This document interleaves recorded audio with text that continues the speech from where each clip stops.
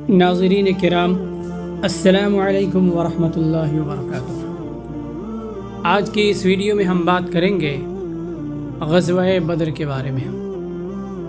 غزوہ بدر کی مختصر جھلک اور پیغام۔ مختصر جھلک یہ ہے، غزوہ بدر 17 رمضان سن 2 ہجری کو مدینہ کے قریب مقام بدر میں ہوا۔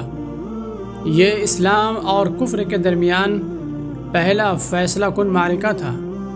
مسلمانوں کی تعداد 313 تھی، جبکہ قریش مکہ کے پاس 1000 کا لشکر، جدید ہتھیار، گھوڑے اور ساز و سامان موجود تھا۔ باوجود قلت کے اللہ کی مدد اور نبی اکرم صلی اللہ علیہ وسلم کی قیادت میں مسلمانوں کو زبردست فتح نصیب ہوئی، جبکہ قریش کے کئی بڑے سردار مارے گئے، جن میں ابو جہل، عتبہ، شیبہ اور ولید بن عتبہ شامل تھے۔ غزوہ بدر کا پیغام: اللہ پر توکل اور دعا کی طاقت۔ نبی کریم صلی اللہ علیہ وسلم نے جنگ سے پہلے اللہ سے گڑ گڑا کر دعا کی، جو یہ سکھاتا ہے کہ مومن کو ہر حال میں اللہ سے مدد طلب کرنی چاہیے۔ ایمان اور تقوی فتح کی کنجی۔ کم تعداد اور وسائل کے باوجود مسلمانوں کو فتح ملی، جو ثابت کرتی ہے کہ کامیابی کا دار و مدار ایمان اور تقوی پر ہے۔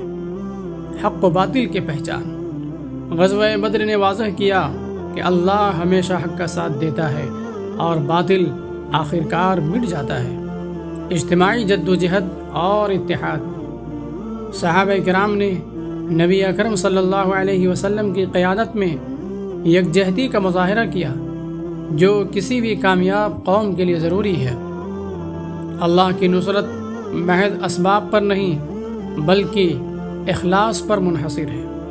مسلمانوں کی قلت تعداد اور وسائل کے باوجود اللہ نے غیبی مدد بھیجی اور فرشتوں کو نازل فرمایا، جس سے یہ سبق ملتا ہے کہ مادی اسباب کے ساتھ اخلاص اور ایمان بھی ضروری ہیں۔